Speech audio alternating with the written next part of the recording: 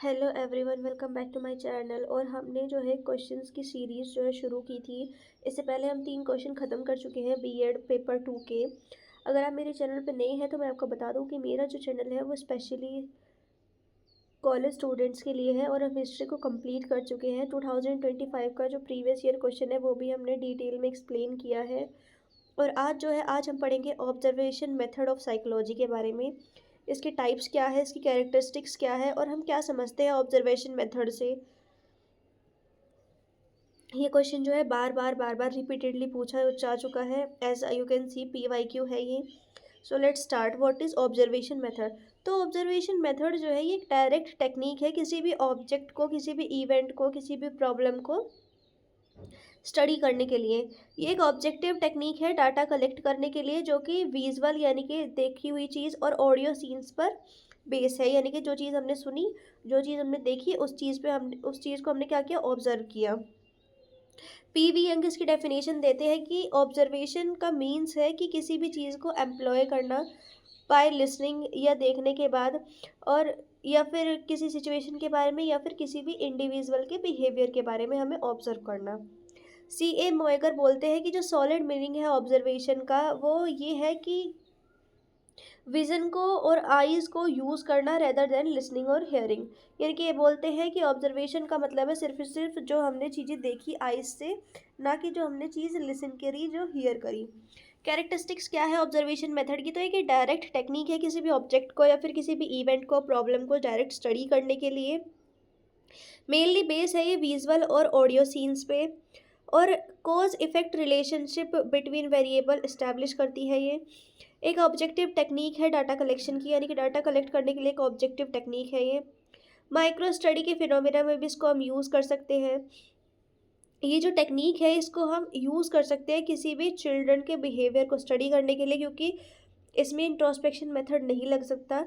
ये एक डिसएडवांटेजेस है इंट्रोस्पेक्शन मेथड की, और एडवांटेज है, कैरेक्टरिस्टिक है किसकी, ऑब्जर्वेशन मेथड की। ऑब्जर्वेशन मेथड जो है कंटिन्यूअस प्रोसेस है इवेल्युएशन का।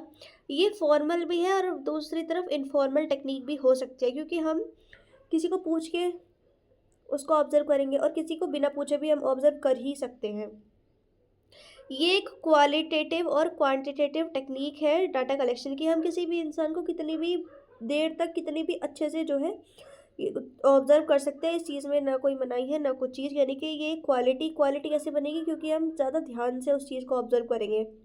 और क्वांटिटी कैसी बढ़ेगी, क्योंकि हम जो है उस चीज़ को बहुत देर तक ऑब्जर्व करेंगे, तब वो क्वांटिटी बढ़ेगी। ओल्डेस्ट टेक्निक है ये डायरेक्ट इन्फॉर्मेशन को गेट करने के लिए, या फिर फर्स्ट हैंड नॉलेज भी हम इसको बोल सकते हैं। और ये स्मॉल चिल्ड्रंस के लिए सबसे ज़्यादा एप्लीकेबल है और सूटेबल भी है। ऑब्जर्वेशन कई तरह की है, formal, informal, controlled, uncontrolled, planned, unplanned, directed, non directed. Plan यानी कि किसी भी आदमी को हम बताएं कि हम तुम्हारी ऑब्जर्वेशन करने का प्लान कर रहे हैं। कंट्रोल यानी कि हम उस आदमी को कंट्रोल करके बैठा के रखें अपने पास।